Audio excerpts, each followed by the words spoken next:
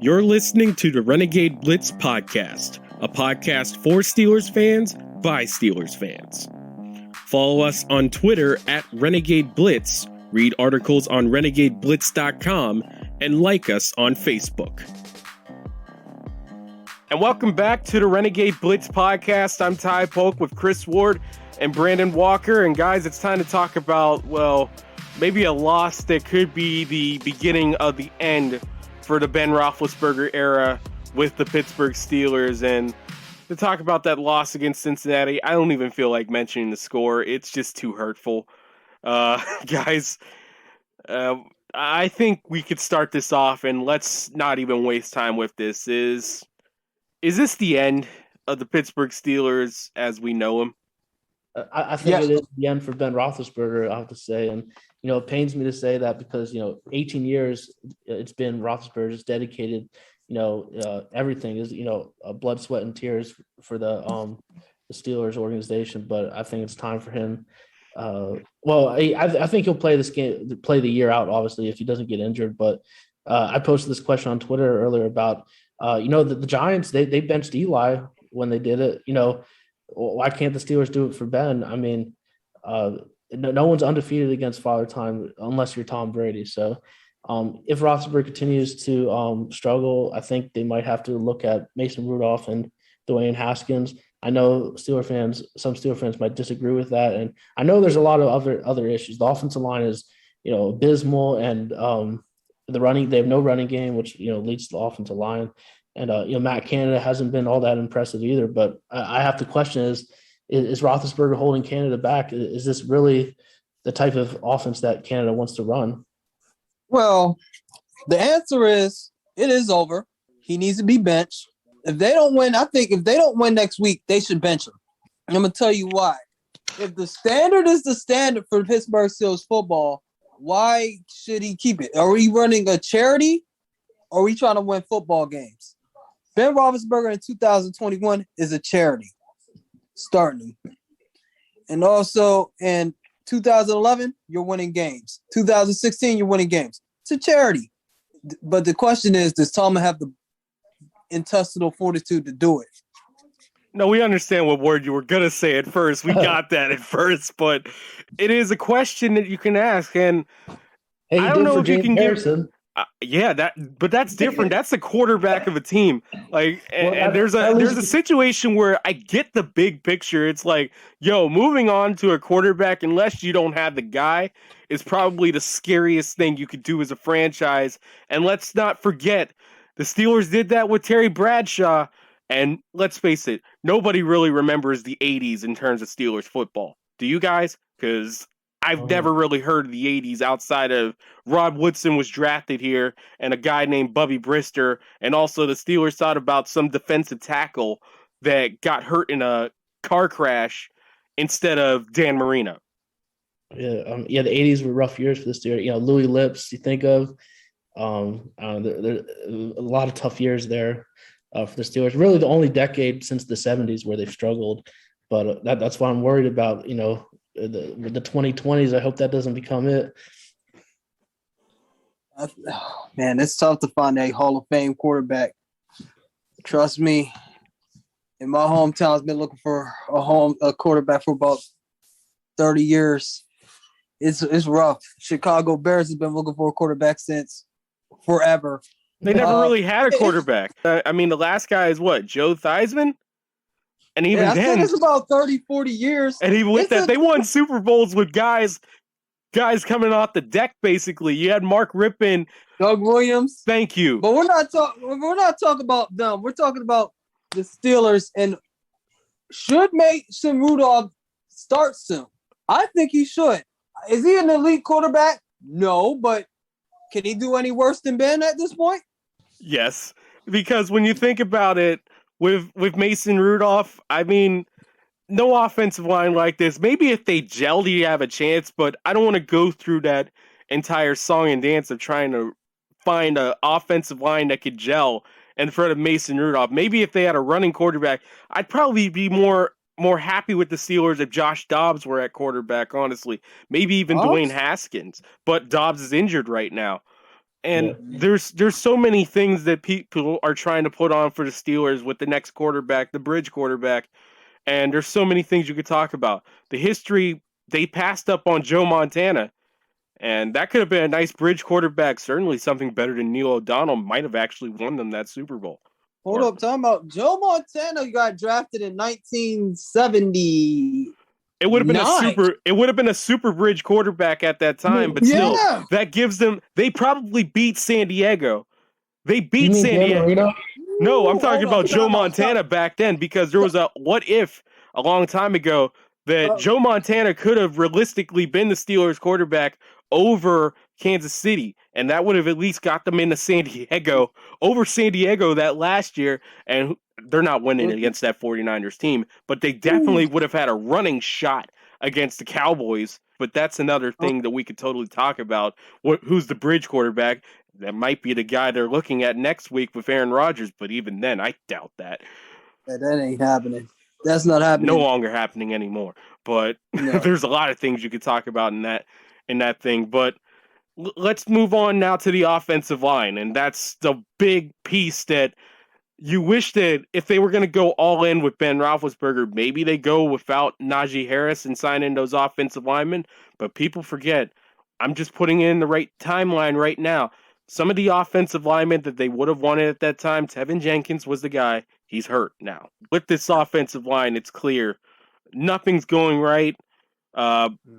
Everyone got blown apart. There was actually one play in which the offensive line looked like an NFL offensive line, and Ben was just doing too much. And I mean, there's glimpses of hope with this team, but you expect it at least with the run game. But maybe that has something to do with Ben Roethlisberger, the run game and the zone run scheme doing something that at least opened it up. Najee Harris had over 100 yards scrimmage, but that came off of 19 targets and 14 receptions for 104 yards. That is not happening for any running back ever, not even Lev Bell. That should be happening for. Nope. And he dropped 4 passes. It didn't help that they were dropping passes. They dropped 7 passes in the second half. And, every single offensive line starter got called for holding yesterday. Well, that's disgraceful. But honestly, every single one. But honestly, in terms of that, you got to protect your 39-year-old quarterback. So I get where they're coming from. And I hate to sound like Stephen A. Smith right now, but this is hot take city, y'all. It's not looking good.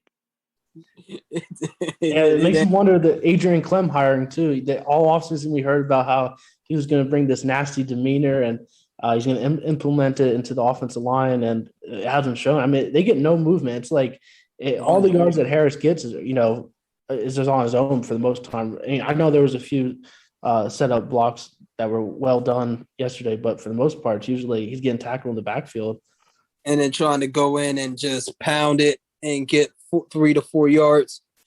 That's the game. They need to go to the zone blocking scheme. That's another reason why they should bench Ben Roethlisberger, because if Mason Rudolph is in the game, they're not going to be throwing the ball 50 times. Yeah, but everybody and their mother's going to know what's going on. I mean, let's face it. There's no threat to run with Mason Rudolph. There's not a threat to run with Dwayne Haskins. The only guy is Josh Dobbs, and even then, he ain't passing. What do you want to do here? This is the Steelers have put themselves into a corner here. They booked themselves into a corner, to use a wrestling term right now. That's what's going on right now. So what do you do? So you're just going to stick with Ben and go 6-11? At least that'll give you a quarterback that might do something, even though the quarterbacks in this draft class so far ain't much. But still, so far ain't much. We'll find out later. We'll see. Because who has a strong arm at this point? Rudolph or Ben? I think Ben, he still has an arm. I think he just doesn't trust him. You don't think he doesn't trust the offensive line, or he doesn't step up into his throws? Like, I want to see like a dig route over the middle, or like a post. We haven't seen that at all this year. A quick slant over the middle would probably get someone killed right now. Yeah. It's like I haven't seen it from Ben, and like he still can throw. Like we've seen it this year that he could throw the deep ball, but his accuracy is off. He had James Washington open, could have been possibly a long touchdown yesterday, but he just overthrew him. Where was that pass going to? The left sideline. Left sideline, yeah. The outside. He's got to put it in open space, and they say they got all these thoroughbreds out there that can go up and make a play. I mean, Juju can make a tough catch and all that stuff, and he got hurt, but he's fine right now, rib injury. He left the game, but why not put the ball up and tell your guys, you know what, guys, we just gotta go. You got to go up there and get it. You got to help him out here. You got to bail him out. I don't know what to do at this point. It's tough to fix. All right. It's hard to fix. It is hard to fix, but I say you gotta. I say give Ben one more game, but it's rough, man. I say give him one more game, and then you go with Rudolph. Yeah. I mean, Green Bay's coming in here on a roll, and you want to talk about fortunes reversed. I mean, everyone was saying doom and gloom in Green Bay after week 1, and now that bad man's back. I mean, who's not to say that it goes back the other way, but it's just doubtful right now. It's a lot of, we're going to have to see it to believe it. And right now, there's not a lot to believe with this team offensively. Right. This offense needs to go out there and win a game right now, and they can't do that. And this defense, it just isn't the roaring 2019 defense that could go win a game with only 14 points scored and maybe one of those being a defensive touchdown. It's just not the case anymore, and most of them are hurt. Yeah, but the fact of the matter is, I texted you yesterday, Chris. I was like, they labor to score points. Yeah. 18 plays to get 3 points. Think about that. 18 plays to get 3 points. And their touchdown drive was, I think it was 15 plays? It was 15. Yes. And they drove another 10 just to miss a field goal. It's a sluggish offense, and it just goes through Najee too. I mean, 19 targets. I mean, that's unbelievable. No running back in this world. Not even Roger Craig should be having that. And Roger Craig was the first modern halfback to have 1,000 yards rushing and 1,000 yards receiving. The next one after him, a guy named Marshall Polk, and then Christian McCaffrey. And even then, those guys shouldn't be doing that. No. Yeah, but I don't like their chances on Sunday at all, really. I mean, maybe they beat the Broncos in week 5. They have the Seahawks on Sunday night before their bye week after that. So I don't know. You're looking at maybe 2-4 at best going into their bye week. Well, Seattle's 1-2. They lost yesterday too, did they not? I think they did. I want to say they did lose. They lost yesterday. They lost yesterday. Denver's 3-0. We'll see about they haven't beat anybody though. Denver hasn't beat any. All their and if they beat the Steelers, what is that right now? What is that right now? Other than a win over Buffalo, which may mean something, but right now I don't know how much it means.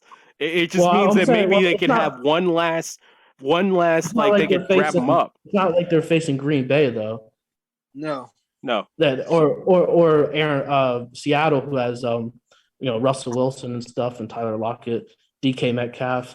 I mean, I know their defense, their pass defense hasn't been good, but I don't know. Heck, they have one of their guys right now. Denver has a solid defense, but I mean, Bridgewater, I mean, he's not at the level of the 2 quarterbacks that I mentioned, or 2 quarterbacks that they have to play. There's a crazy thought. He's better than Ben right now. Of course, a lot of quarterbacks are better than Ben. Right? I mean, Bridgewater. I mean, say what you want about Bridgewater. He's got screwed out of his career with that injury in Minnesota. I always felt that he could be a moderately good starter. I think he's a guy that he won't lose you a game. So you think they go 1-5 by the bye week then? They're gonna find something. They're gonna win against someone. I don't know who. At this point. 2-4. 2-4 is like that. If they go 3-3, it's a Christmas miracle. Yeah. 3-3. I'll say that's a miracle. You think they'll beat? You think they'll beat not Kansas City? They ain't beating them. Do you think they'll beat Seattle? they'll give it a very nice go, but I doubt it. Maybe they won't want to embarrass themselves on Sunday Night Football, but even then, that's very much a crapshoot. Because Russ loves playing against some Steelers. I'll be absolutely shocked if they won on Sunday, though. This Sunday, though. Oh, they ain't winning Sunday. That ain't happening. We're gonna have to ask our the Packers reporter we're having on, Matt Schneidman, about what realistic way can you see the Steelers winning this game. Actually, what realistic way can you see the Steelers winning this game? What could happen? What is the one thing that the Steelers could potentially exploit on this Packers defense? Because I don't see a lot of it happening right now. I don't know, and that's at home too. They have to go. The Steelers, they're on the road too, so the essence of Tom Brady coming into Ben Roethlisberger. That's about it. Yeah, and they're facing that bad man too. I'm sorry. That pass defense hasn't looked good either. The Steelers. Aaron Rodgers hasn't played the Steelers since that one Super Bowl, right? 45. Because the last time they played, he didn't play the other two times they played. No, it was Brett Hundley. It was Brett Hundley, the quarterback. Played, the other time it was Matt Flynn. Yeah, so this is a nice welcome back. Come back.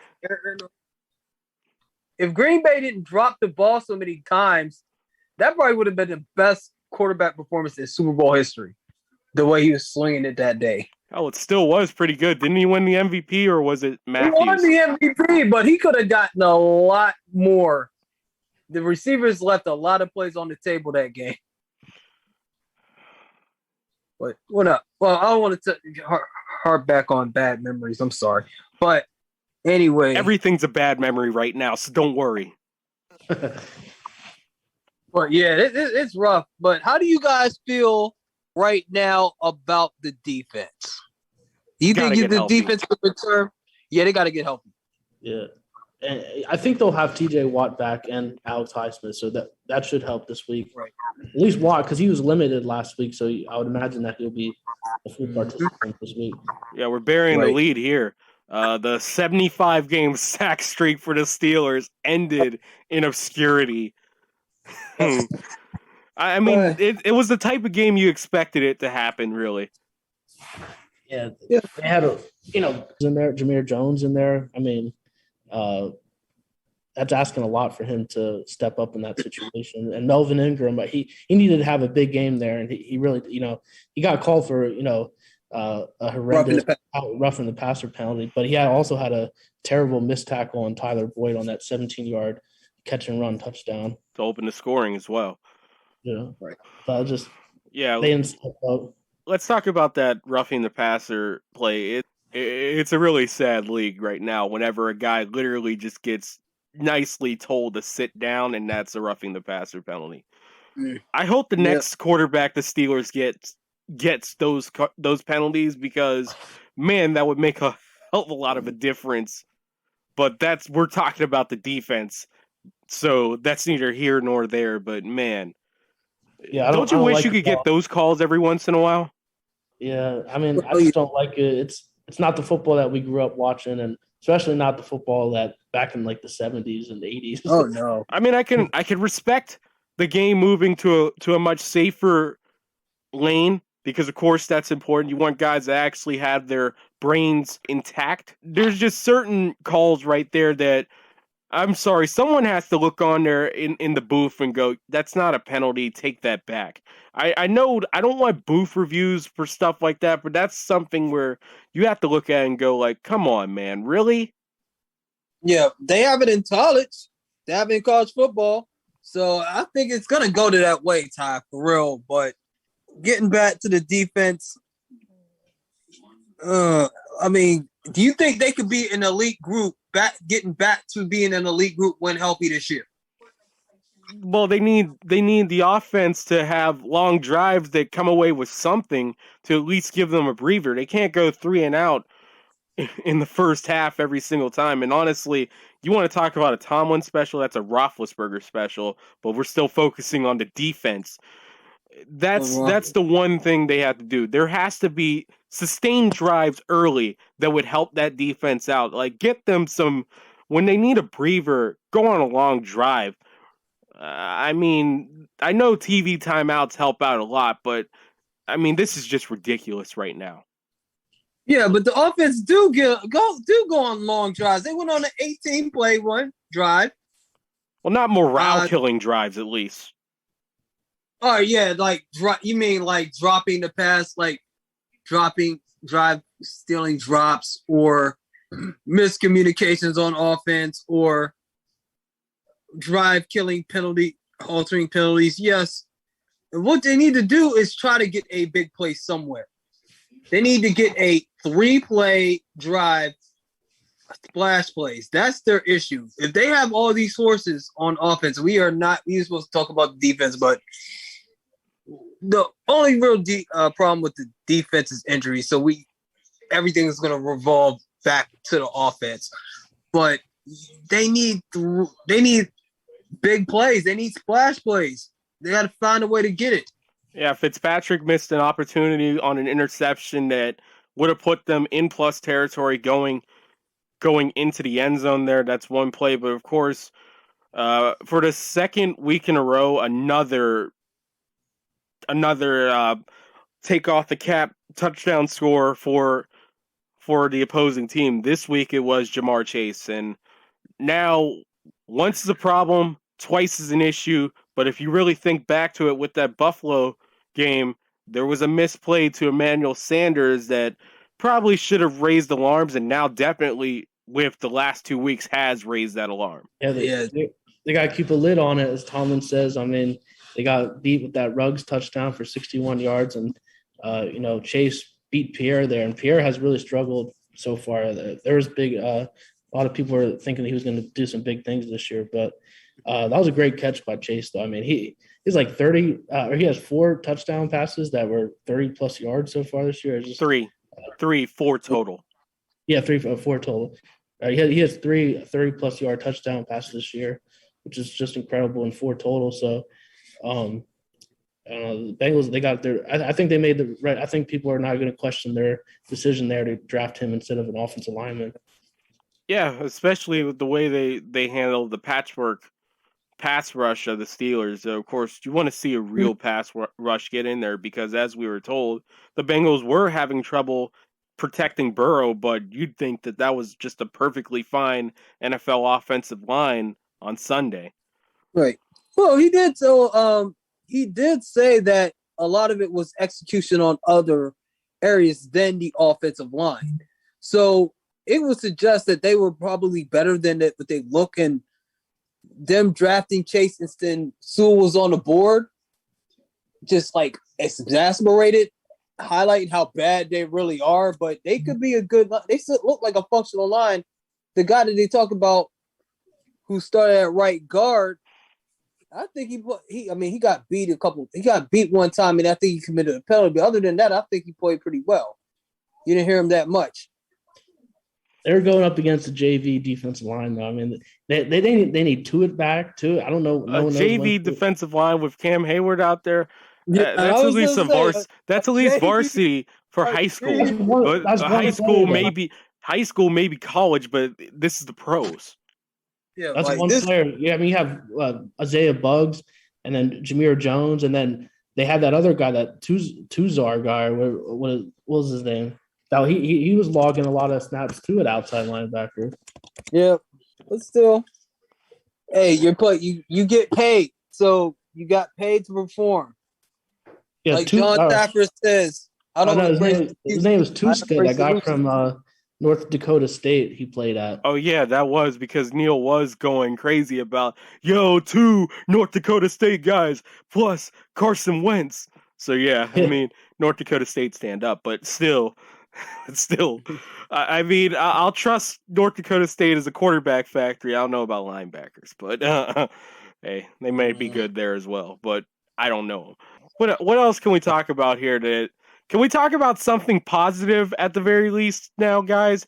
I mean, you could say this. You didn't exactly hear the name Devin Bush, but I think you wanted to hear him at least once in this game. But he was the one that did force that interception to Terrell Edmonds, who quietly is having a pretty good season, pretty good start to his season so far. Yeah, good. He is. He's been making some plays, had an interception. And, well, I'm sorry. I mean, you got to give him credit. He's playing for a contract, so he needs to step up for this year because he's out for a payday.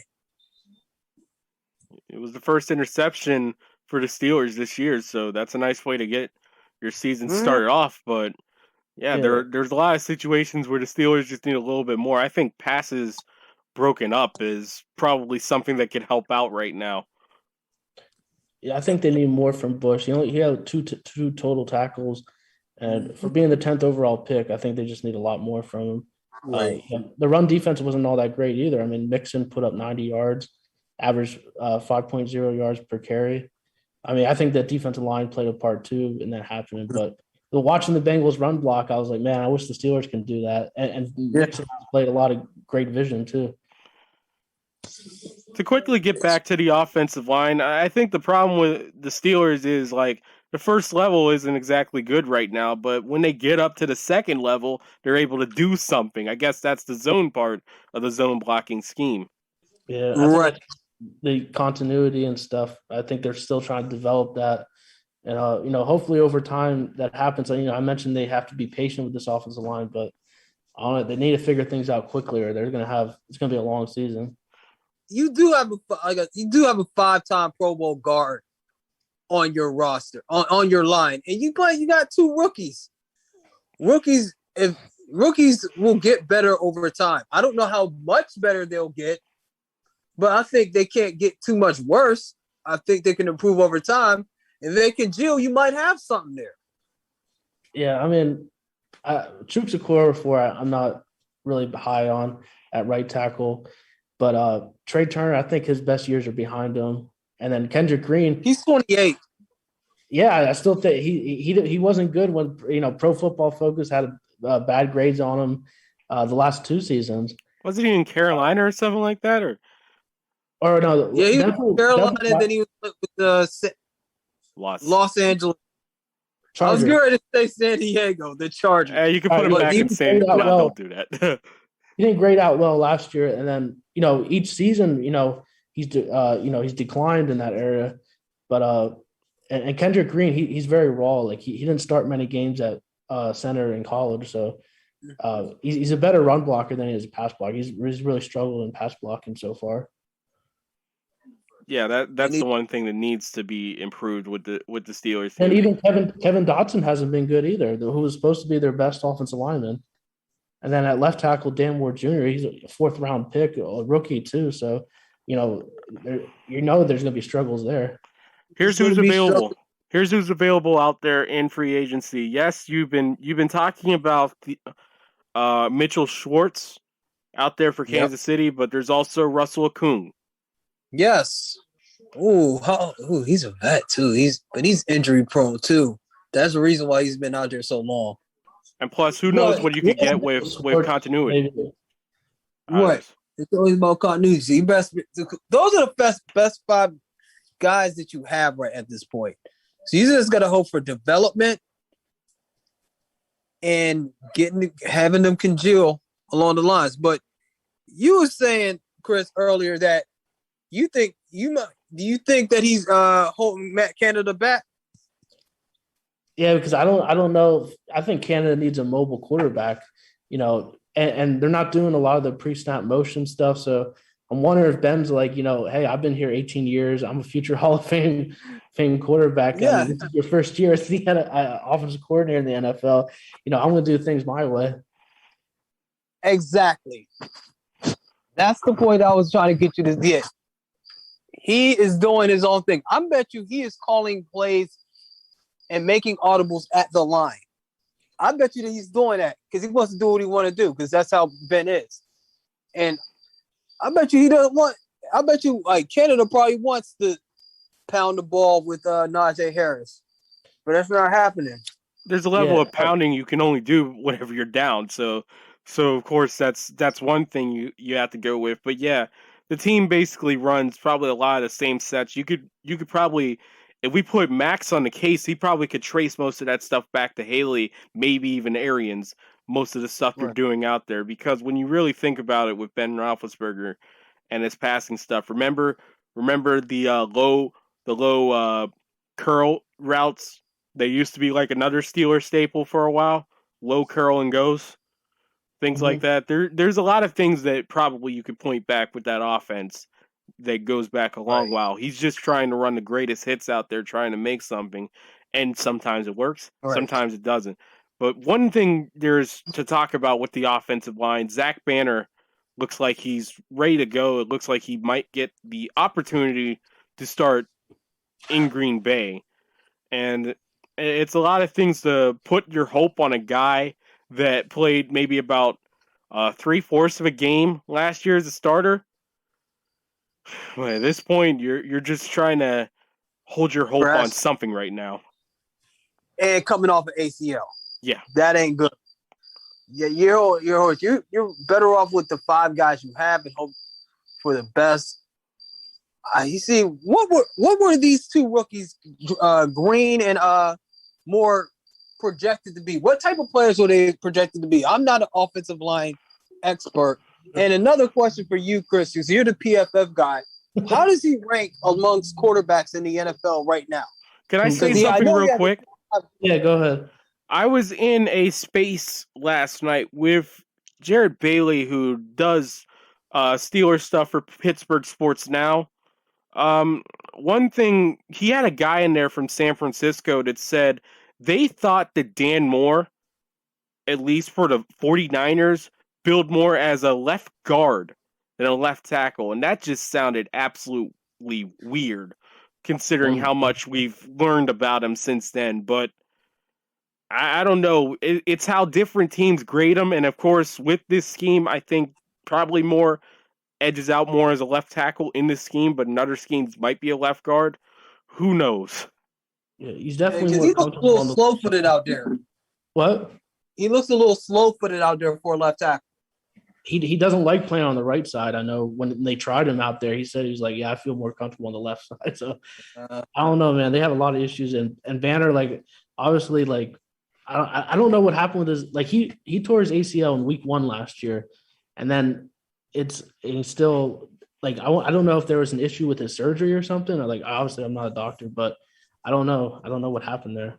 He's viewed as a super project. That's what he's always been since he's came into this league and being a part with the Steelers. The one hope you have with Banner right now is that, you know, there was an article out in ESPN in which he took over the offensive linemen's, like, you know, the big meals, the gluttonous meals that they have. And I guess it seems like he's the de facto leader in the offensive lineman group for the Steelers because, 1, it's so unproven, and 2, I guess he's the one that has the most, I guess you could say, NFL experience in a way, but even then, it's not really the way you think it is. He's just been in the Steelers' offensive line room for a solid amount of time. I know Mark Madden took a shot at him today saying he wants to see Banner play 2 straight games or something like that. So, Madden's taking shots at everyone right now, so I guess he's just joining the club right there. So yeah. But do you think Banner? Do you think he plays this week? Or do you think he'll take? Do you think Tomlin will take someone out of the starting lineup and put him in? You want Joe Hagan at right tackle? Well, if Chooks is out, we don't. He's in concussion protocol right now. I'm pretty sure if Tomlin had a choice, he'd probably allow him to sit down, stay a while in that for him. But I mean, at this point, they want to see what the guy's all about. I'm pretty sure he wants to have the crapper get off the pot moment for his career. Yeah, I think that's what Steeler fans are wondering. Like when is this guy going to play and be the guy that they all talked about, you know? So you guys are putting their hope on a guy who's coming off an ACL, sir. That's the fault. That's Colbert's fault too. That's Colbert. It is. You got to put. That's how it is. Like, look, I wasn't necessarily down with Ben Roethlisberger being the quarterback, but Colbert and them had the entire confidence. So I'd have to go. You know what? Fine. I don't like it, but I'll deal with it. And I don't think they expected DeCastro to retire either. I think that caught them off guard. They cut him. Oh yeah, well they didn't. They cut him. It effectively was a retirement. Maybe we'll see you down the road in the NFL type thing. Yeah. Well, let me rephrase it. They didn't expect Castro to have talk about his ankle injury and basically be forced to cut him / retirement. He's not playing right now. He's not in the league, or he's not on any team right now. Right, but they still cut him. It was a mutual parting of the ways. Yeah, whatever you want to word it, it's probably unlikely that he's going to come back and play. Do y'all miss Villanueva at this point right now? No. He's literally a turnstile in Baltimore, and probably an offense that, in terms of, I can't remember Villy much as a run blocker, and maybe that's a good thing, but I think he has the easiest pass protection job in the world in making sure that Lamar Jackson at least has enough time to think about running instead of immediately running, and he can't necessarily do that. And I don't even think he's playing left tackle right now. He's playing right. He's a right tackle. Ronnie Stanley's the left tackle, an all-pro left tackle. At least Lamar could see him from his end, so that's one good thing, I guess, for Villanueva. But even then, he's clearly getting beat. We talked about it with Crosby 2 weeks ago. He was getting beat by him, so I don't know with him, but I guess. But who knows? Maybe Villanueva plays with a chip on his shoulder against the Steelers, and suddenly he looks like the guy that at least he was 5 years ago, or 4 or 3, whatever. 4 or 3, but yeah, there's a lot they could say. But honestly, the thing with the Steelers right now, it's nowhere but up. Offensively, they're just choosing to stay on the ground floor right now. Right, they are. But as far as the offensive linemen, you asked about their what they're viewed as when they were coming out of the. They're both like considered maulers, I guess. Like they all say like Kendrick Green's like physical and like he has a nasty demeanor, and basically Dan Moore too. We saw how many fights he got in training camp, but I don't know. They haven't really displayed that through 3 games. They haven't been really moving anybody off the ball. The nastiest thing they've done right now is spit at another player and not pick up their quarterback. That's the nastiest thing they've done so far, and that's not good. Yeah, but if they turn into some maulers, you got something there. If they turn into a couple maulers that they were supposed to be, I think the talent's there with them. So we'll have to see with Matt Canada, because I really don't know what to think about him, because I don't think Roethlisberger is his type of quarterback. And but there was also some red flags with the situation with LSU. Coach O, fired him, and he said that he regretted making this decision to hire him. He would rather got someone else that they got after him. And then Pat Narduzzi also said that in a coaching clinic a few years ago, he basically said Matt Canada wasn't even that good. Honestly, you might have something there, because he was a college offensive coordinator for Maryland for a while. He was I think he was the acting head coach whenever everything went down there. When Durkin went down when the player died with the heat stroke. I remember that vividly. But yeah, it's he wasn't even that great of a college coach. I don't even know how he was that. I don't even know what people saw in him. Well, they considered him as like this, creative pre-snap motion guru who's going to have, a bunch of misdirection and everything. But, we haven't seen a little bit of pre-snap motion, but nothing to the degree that we see with the 49ers. Like I posted on Twitter today of that Trey Lance rushing touchdown. I said, would Matt Canada call a play similar to this if he had a mobile quarterback? So I really don't know. It's really a mystery right now, because he's in a really rough place right now with the offensive line and having Ben Roethlisberger, who's 39 years old, as his quarterback. Yeah, but it's going to be a rough time if they don't turn around.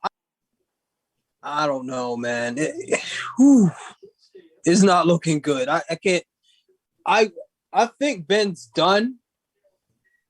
I really think Rudolph could give him the best chance to win this year. But if you guys want to y'all just want to go like 7-10 and 6-11 anyway? Y'all resign for that? If it happens, that's the one thing. The Steelers have always had flashpoint moments that have gotten them who they needed in certain situations, and you're just waiting for that flashpoint moment in which they make. I mean, we've had a ton of interviews on here, Chris, that we talked about, like, guys making plays that got them certain players that made a future move for them, and you just wonder what's going to happen this season because. I mean, I think they'll fight. They'll eventually get their fighting legs underneath them and they'll make games out of these things, but I don't think they're going to get what they needed last year in so many situations, which was the right bounce. I just don't see the right bounce happening with this team. Yeah, I'm trying to think of top 11 picks that the Steelers have had, after downs, losing seasons. You go back to they got Rod Woodson in the 1980s. Of course, Ben Roethlisberger, 2004.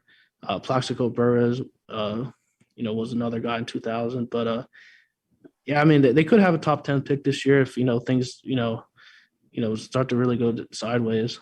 But that goes back to my point. Devin Bush was the 10th overall pick. They traded up. I know he's come. Yeah, they traded up for him, but I'm hoping that. That he starts to step up and show that he's worth that in the 10th overall pick, because I know he's coming off an ACL injury, but he really hasn't shown that so far this year. I mean, you're talking 10. When you're the 10th overall pick, you got to be an impact player. Patrick Willis, Luke Kuechly, those type of linebackers that they want. Yeah. I mean, what do you guys think about Minkah Fitzpatrick? Because I saw, speaking of Pro Football Focus, they have him rated as their lowest graded safety in the entire NFL. I think it's so difficult because a guy that effectively plays center field so much, he's going to be involved in plays whether you like it or not. I don't know how to grade that necessarily, a guy that's basically a ball hawk, and maybe it's him not getting the ball, him not being there, that they're grading it on, but in terms of Pro Football Focus, there's a lot of questions that I would have before I go like, okay, maybe he's not worth all that money that he wanted. Yeah, I don't know about him being the worst graded safety overall. I mean, I don't think he's been great, but I mean, he's made some solid plays, but I don't know, Pro Football Focus, take it for what it's worth, really. I don't know how they judge Pro Football Focus. I've been using it in my fan rankings articles, but I have never gotten the gist of it. How do they grade it? How many tackles do you get? How many interceptions, pass defense, the stats, what they see, if you got burnt, he allowed a touchdown pass or got a sack, or how many missed tackles. I don't know how they grade it. Like, it could be like 3 points for this, 2 points for that, -1 point for this. You never know. They have not gotten a formula of what they want and how they grade players. Yeah. I don't think anyone really knows other than the people that work for PFF. At least that's is that right, Ty? I don't think they revealed the exact nature of how they grade it out. It's like a formula for for something. Look, I don't really know how they do it either, but I've always said this when it comes to analytics. Football is the last frontier for them because football is built off of eye tests and just the regular common stats. It's not like baseball. It's not like basketball. It's not like hockey. It's really hard to judge analytics, and maybe they're still learning on the fly. We'll find out more about this, but I certainly believe that Minkah Fitzpatrick, at the very least, is a league average safety. Yeah, I don't think he's the worst, but it's crazy. I don't know if they knocked him like 50 points for the a bit biting up on that Darren Waller and then the 61-yard touchdown for Ruggs. I don't know what happened there. Maybe they grade him low against Buffalo, so who knows? Yeah.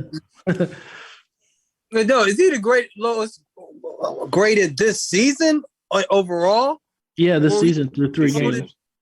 All right, yeah, because I understand he gave up a couple, and they probably penalized him for that Jamar Chase touchdown too. Brandon, what were you talking about? Which one? The first one or the second one about Minkah Fitzpatrick? They charged him for it. They could have charged him for both. Well, the one was the one on Pierre. I don't really know. I'm thinking more the second one. The second one was on Hayden. I don't know really where Fitzpatrick was, but I know Burrow had all day to throw on that play. I know. I mean, they could still charge him for that. I don't know because if you're I don't know. You're getting beat on a 30-yard touchdown. They could just say that's on the safety wasn't where he needs to be. Yeah, he took a bad angle on that one first down reception that they allowed. I know. Steelers fans were getting on him about that, but although the most frustrating play was that missed tackle by Melvin Ingram, and Devin Bush was there also, and I think another like 3 Steeler players were around Boyd, and he went for the touchdown. So right, and now Tyler Boyd and Mike Hilton are all calling out the Steelers now. Yeah, that's kind of. I mean, I can understand Tyler being a Clarendon guy. He's obviously, when he's not playing for the Cincinnati Bengals against the Steelers, probably a Steelers fan. And also Mike Hilton, I guess. I don't really know with him. I mean, I think that was just like a we can't pay you type of deal. Yeah, I guess he took it personal, and I thought it was just a business Maybe they decision. felt they could have gotten rid of Roethlisberger and had both him and Sutton, but there's so many things you could question there. I don't know. Hey, I mean, Steelers, they got tombstone pile drive basically at Heinz Field, so they can talk all they want, I guess. Yeah, there's a lot of things you could talk about with analytics. The next time they play Cincinnati, what week? I believe week 12. At this point right now, I kind of waffled picking the Steelers on Sunday too, didn't I?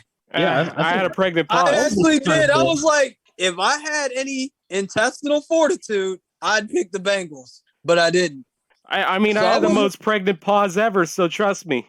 I know. I think we were all wary about it. I mean, it was 2.5 point favorites the Steelers were by Sunday, so it was like no one was really sure what was going to happen. The Bengals, they just whipped the Steelers all over the field. Oh, they did. They punched them in the mouth. So if they punched them in the mouth, what do you think Baltimore Cleveland going to do?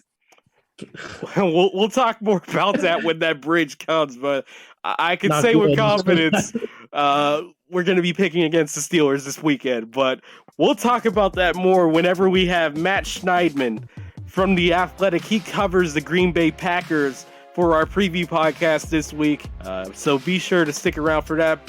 For Chris Ward and Brandon Walker, I'm Ty Polk. Thank you for tuning in to the Renegade Blitz. Thank you for listening to the Renegade Blitz podcast. Follow us on Twitter at Renegade Blitz, read articles on renegadeblitz.com, and like us on Facebook. Our podcast is available on Google Podcasts, Apple Podcasts, TuneIn, Stitcher, YouTube, iHeart, and Spotify.